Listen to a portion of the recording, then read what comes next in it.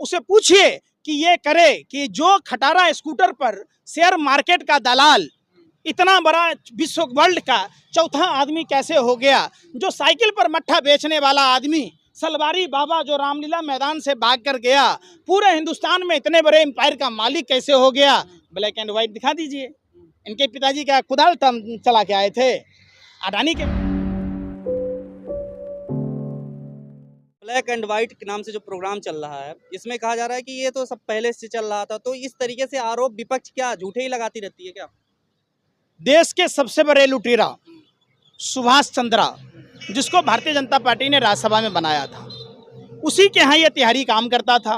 अब चूंकि 2024 के लिए तैयारी की जा रही है, तो आज तक चैनल में ये आया है।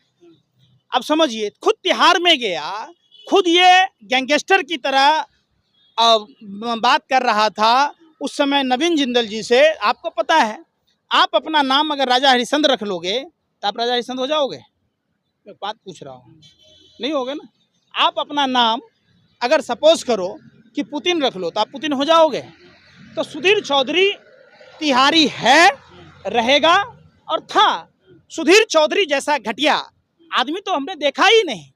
चंद चांदी के सिक्कों के लिए ये तो पता नहीं क्या क्या बकता रहता है। इसकी कोई किताब पढ़ने का, जर्नलिज्म का कोर्स करने का, अरे कम से कम अपने बच्चों से तो पूछे होते। जिन हराम की कमाइयों के लिए आप देश को गर्द, पूछे सुधीर चौधरी से। सुधीर चौधरी ये क्यों नहीं बताता कि भैया अंबानी के अडानी को प्रमोट करना अच्छा बात है क्या, देश को डुबोना अच्छा बात है क्या? अब नाम से खोला है तो इसमें तो कुछ ना कुछ बताएंगे ही। ब्लैक एंड क्या बताएगा, सफेद क्या है तो बताने काला बता दे कि किन किन लोगों के कहने से इतने उद्योगपतियों को बैंकों ने पैसा दिया। जब कोई संस्थाएं घाटे का है तो वो कंपनियां अडानी खरीदती क्यों हैं?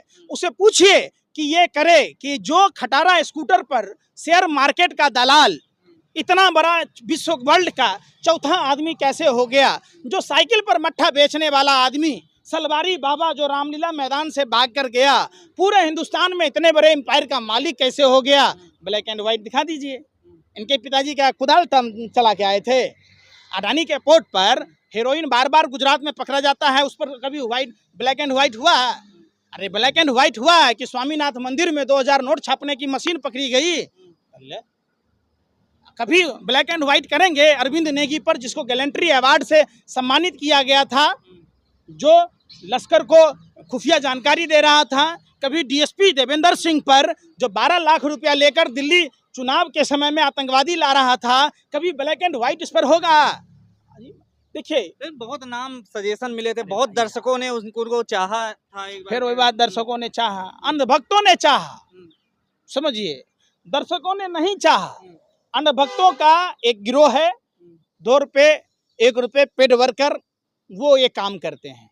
आप कभी घर घर जाइए, आप अस्पतालों में जाकर देखिए, आप फुटपाथ पर देखिए, 100 में 90 आदमी गाली देने वाला मिले। तो फिर आप अपने ही लोगों के बीच में बंद कोठरी में सब कुछ कर लेते हैं, अपने मियाँ मिट्ठू हो जाते हैं, तो कैसे हो जाए बात?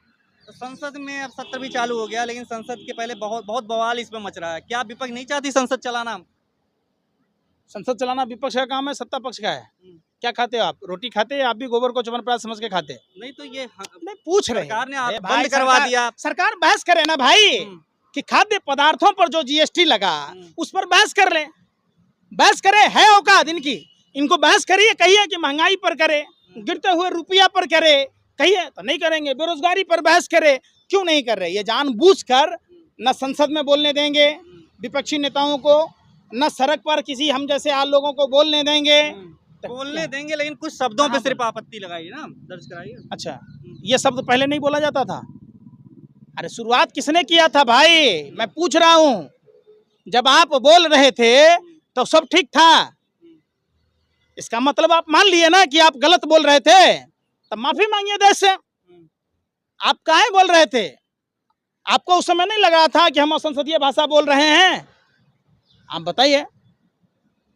देश विश्व की तीसरी अर्थव्यवस्था थी और आपने आज कहाँ पहुंचा दिया? शब्द से लगने लग गया। क्या बोलता रहता है सारा दिन डिबेट में बैठ के? गौरव भाटिया से लेके संदीप पात्रा तक यह संसदीय भाषा नहीं है कि नहीं है? बताइए, कालीचरण सब जो बयान दिया संसदीय भाषा नहीं है? वही चीज है।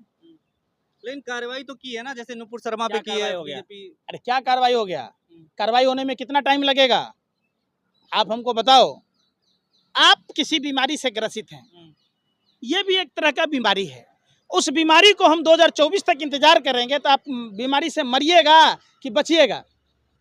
तो नुपुर शर्मा देश का सबसे बड़ा कैंसर है। नुपुर शर्मा ने भारत के संविधान के खिलाफ इस निंदा की है। भारत का संविधान धर्मनिरपेक्षता की बात करता है, समतामूलक समाज की बात कहता है, और चूंकि बीजेपी 2024 के चुनाव में नुपुर शर्मा को ब्रांड एम्बेसडर बनाना चाहती है, इसलिए इतने समय लग रहा है। नहीं तो सुप्रीम कोर्ट में फास्ट ट्रैक चलता और नुपुर शर्मा अगर गलत की है तो उसको सजा फांसी पर दीजिए, एनएसए में डालिए, नहीं की है तो बरी कर दीजिए। आपके नज़र में आप ही का तो कोर्ट है, आप ही कातिल हैं, आप ही मुंसिफ हैं, आप ही का सीबीआई है, आप ही का ईडी है। जैसे आपने नारायण राणे जी को बरी कर दिया, मंत्री बना दिया, जैसे आपने आसाम के मुख्यमंत्री को बरी कर दिया, जैसे अपने बंगाल में शुभेंदु अधिकारी को बरी कर दिया, जैसे शिवसेना में आपने ईडी, सीबीआई, आईटी सब बरी कर दिया, तो आप ही के हाथ में कानून है।